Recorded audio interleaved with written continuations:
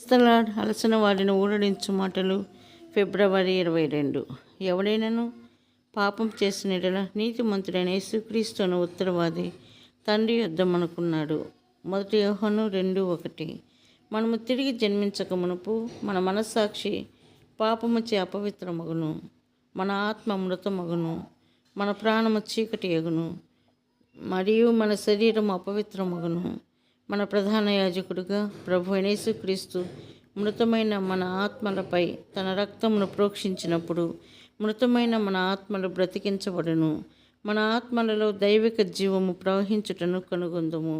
మనము దేవుని సన్నిధిని ఆరంభించుదుము. మనము ఒక స్నేహితుడు తన స్నేహితునితో మాట్లాడినట్లు దేవునితో మాట్లాడుదుము. మనలోనికి పరలోక సమాధానము వచ్చుచున్నటను అనుభవించుదుము. మృతమగు మన ఆత్మ బ్రతికించబడినప్పుడు ప్రభు పరిశుద్ధుడై ఉన్న ప్రకారము పరిశుద్ధముగా ఉండవలెనను కోరిక మనకు అనుగ్రహించబడును. దేవుని వాక్యం కొరకు, దేవుని ప్రజల కొరకు అధికమగుచున్న ప్రేమను పొందగలము. అంధకారముగు మన ప్రాణము వెలిగించబడినప్పుడు దేవుని విషయములను గ్రహించుటకు, ఆయన ఉద్దేశములను తెలుసుకొనుటకు దైవిక జ్ఞానం అనుగ్రహించబడును. దైవిక ప్రేమ ద్వారా మనము అందరినీ సమానముగా ప్రేమించగలము. అపవిత్రమగు మన దేహము కూడా శుద్ధీకరించబడును. అప్పుడు మన అవయవముల ద్వారా దేవుని సేవించకూడదుము. మన నాలుక దేవుని స్తుతించనారంభించును. మన కాళ్ళు చెడు స్థలములకు వెళ్ళుటకు నిరాకరించును. ఈ దేహములో ఉన్నంతకాలము మన ప్రాచీన పాప స్వభావమును బట్టి అపవిత్రపరచబడదుము. మనము తిరిగి జన్మించినప్పుడు మానవాతీతులము ఏమీ కాము.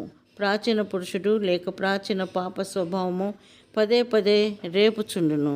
మన హృదయములలో ద్వేషము, శత్రుత్వము, గర్వము, పేరాస వంటి పాపములను ప్రోత్సహించుట ద్వారా ప్రాచీన స్వభావమును పోషించుదుము మరియు అపవిత్రమగుదుము. అయితే మన శుద్ధీకరణ, కడుగుదల, పవిత్రత కొరకు ప్రభు అయిన యేసుక్రీస్తు యొక్క ప్రశస్త రక్తమును మనం ఎడతెగక కోరుకొనవచ్చును. 1 యోహాను 2:1 మనము చదువుచున్నట్టుగా ఆయన మన ఉత్తరవాది, విజ్ఞాపనకర్త, ప్రధాన యాజకుడు. మన కొరకు ఆయన విజ్ఞాపన చేయుట ద్వారా, ఆయన రక్తముచే కడుగబడట ద్వారా మనము పరిపూర్ణులమగుదుము. మనము ఆయన పని చేయుటకు ఆయన కృపను, జ్ఞానమును కోరుకొనినట్లు విశ్వాసము ద్వారా మనము ఆయన విజ్ఞాపన పరిచర్యను కోరుకొనవచ్చును.